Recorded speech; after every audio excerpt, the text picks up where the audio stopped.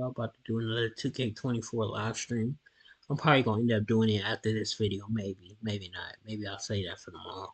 I don't know. But anyways, let's get in this. I'm not doing as many uploads nowadays. I'm just doing whatever I want. If I feel comfortable doing it, why not?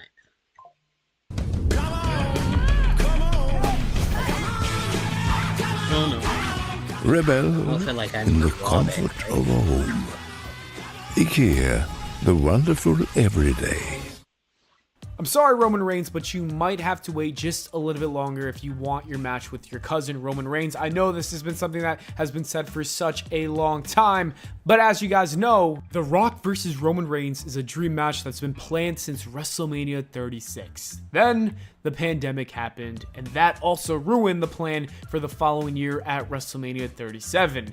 It was close to happening for WrestleMania 38 and WrestleMania 39, but it ultimately fell through, and just when it was finally going to happen, because The Rock's schedule freed up, the We Want Cody movement didn't allow it to happen. The Rock turned heel and went on to have a tag team match with Roman Reigns instead. This was by far the best idea because this storyline was extremely entertaining. It was one of the best storylines we've seen, and if The Rock did not turn heel, that match between him and Roman would have been rejected and the fans would have booed The Rock out of the building.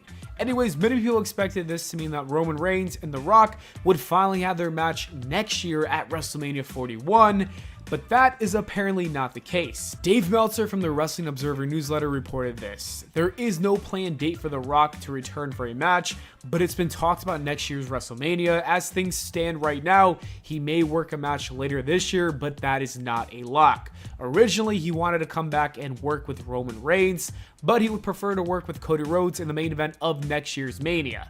While this may seem like another made-up Dave Meltzer report, I think there could be some truth to this one.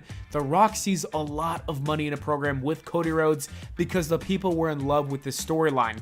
Even Roman Reigns himself, he felt like an outsider during his own storyline this year. WrestleMania 40 honestly felt like The Rock versus Cody Rhodes and not Cody versus Roman. I think if it's possible, it won't be a terrible idea to book The Rock and Cody for WrestleMania 41.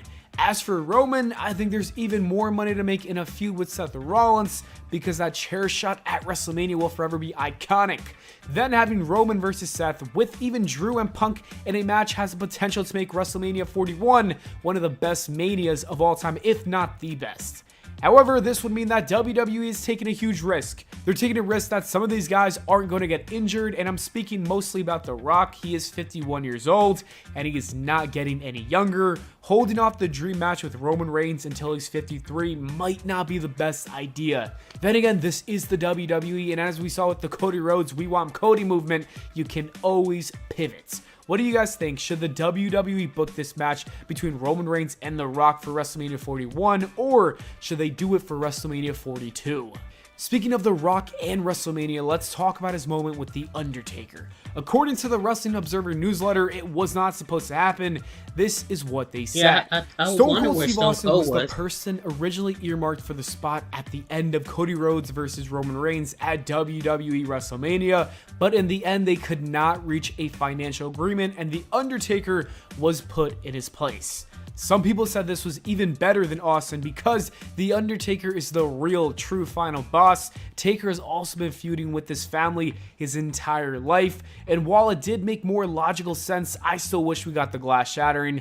That is what most people wanted, and it would have went crazy. I still did love the gong, I won't lie, but the glass shattering would have been even better. Honestly, I would have enjoyed seeing both Undertaker and Austin together, because why not? But the WWE not paying up is kind of whack if this is true. Austin too, like, come on, bro. Like, it's WrestleMania. You got to take whatever payday they give you, because this would have made for an all-time moment with you. Both parties should have worked a little harder to make this work, but oh well, it's over, and we got to move on.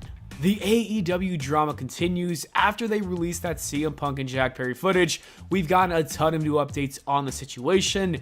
This is what Edge said about the CM Punk interview with Ariel Helwani in the MMA Hour, and if you watched the entire interview, he said, "No, I just saw some clips. I have better things to do. I really do. I have kids. I don't really care for what anybody really has to say. However, what I will say is, from the small clips, I realized that our locker room needed a good message. So last week, I went out and spoke to that. It's a young locker room, and it's a young locker room that for me, because it's a different time, we try to support each other."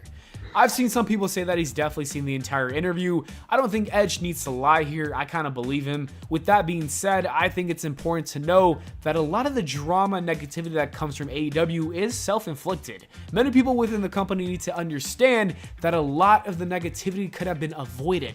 CM Punk's footage is a perfect example. They did not need to do that, but then they did, and then they got mad that they didn't get the reception they wanted. Like, that's your problem. You did that.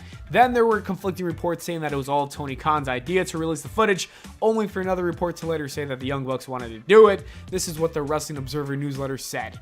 It was Tony Khan's idea, or at least management's idea, to do the AEW Dynamite segment with CM Punk and Jack Perry, all in footage. And while the Young Bucks do want to move on from Punk, they were not negative about it. Their reaction was that they were heels doing a wrestling storyline. It was not their idea, but they were not against doing their job as asked, and were happy with how it turned out.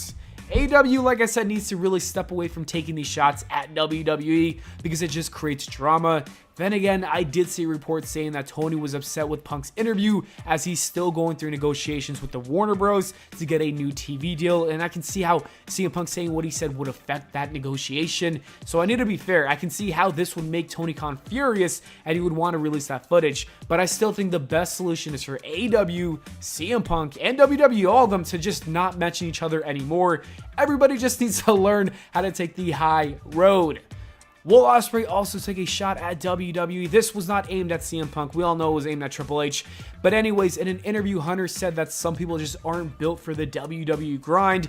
A ton of people think this is about Will Ospreay, who decided to join AEW so he can still live in the UK, and he didn't want to work every single day or whatever the schedule is in the WWE. With that being said, Ospreay took a shot at Triple H and then got some heat from the fans. Shortly after, a report came out saying that he did not want to do the segment, and it was said that it was Tony Khan's idea. However, the Wrestling Observer newsletter says otherwise. They reported this. Regarding Will Ospreay's shot at Triple H during the AEW Dynamite promo, Ospreay felt that one of the most important people in the business, who he had respectfully negotiated with, had mocked his work ethic and dedication to the business. He has said he's never knocked WWE or its performers during the entire time, so he wanted to respond. His feelings was that WWE was fully aware about his situation with his partner, Alex Windsor, and his stepson, but Levesque still took a cheap shot at him, and he felt like Levesque deserved one back. It is important to note that Triple H never really said Will Ospreay's name. I think if AEW wants to take these shots, they got to do what WWE does at least. They got to do it in subtle ways in interviews, because that's the best way to do it. You know, don't do it on your TV time. Do not waste your TV time promoting the competition. That's just not a good idea, and it just makes you look salty. If I was everyone in AEW as well as the WWE, I would consider doing what the Young Bucks say about CM Punk, and that is to move on and stop bringing it up. Just focus on your own company and focus on your own storylines. Everyone should do that when it comes to the WWE and AEW and CM Punk and the Young Bucks and Will Ospreay and Triple H. Anyways, that is it for the video, guys. Thank you so much for watching. I hope y'all enjoyed. If you did, please make sure to leave a like and subscribe for more, and I'll see you all in the next video. Alright, thank y'all for watching. I'm gonna do another one. I'm doing some planning for the next live stream. I need more time.